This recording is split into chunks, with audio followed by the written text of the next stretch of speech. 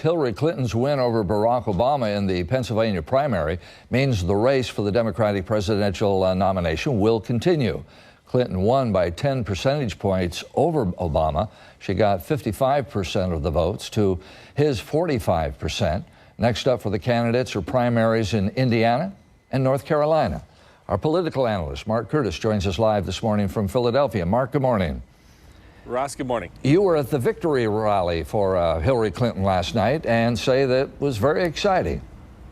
Well, it was very exciting. I'll tell you, one of the most interesting things is that after the rally was over, most of the crowd hung around and hovered around the press area watching our monitors because they wanted to make sure she won by double digits, that 10-point spread.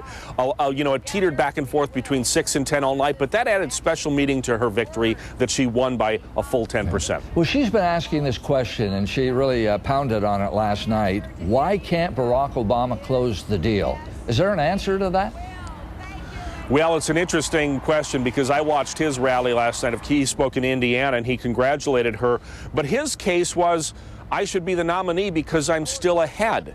Well, that's not enough for people. People want a greater reason to vote for a person. And I tell you what, the exit polls last night showed that 69% of voters said the economy is the #1 issue. Barack Obama's going to have to really start pounding his economic plan and selling it. He just can't make this argument that it's at the end of the third quarter of the football game and he's ahead, therefore he should be declared the victor. He's got to win this. But when you get those big states, the Ohios and Texas and Massachusetts, and it goes on, and now Pennsylvania, you see that there may be some truth in she's more electable.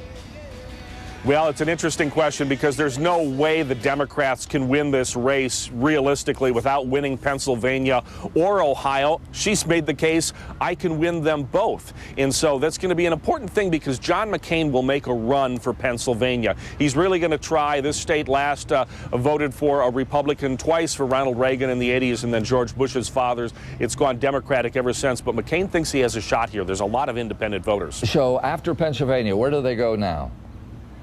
Well, they go to North Carolina and Indiana 2 weeks from yesterday. I'll tell you this, Obama's up in the polls by 16 points in North Carolina. He may very well win there, but Hillary Clinton is up by 3 points in Indiana. She has to win at least one of those. I talked to Ann Lewis last night, former White House communications director under Bill Clinton, and Ann said that Hillary Clinton simply must win one of those two states in 2 weeks or she's done. And the youth vote in Pennsylvania, did they come out in droves as expected?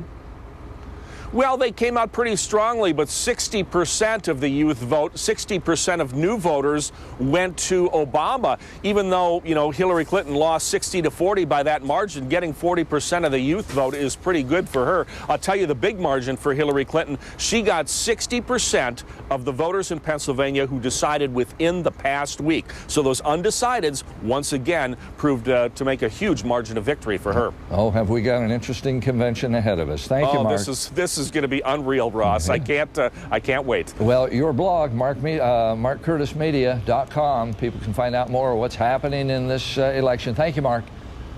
Thank you, Russ. Time now is 7:49. Let's go back to the desk.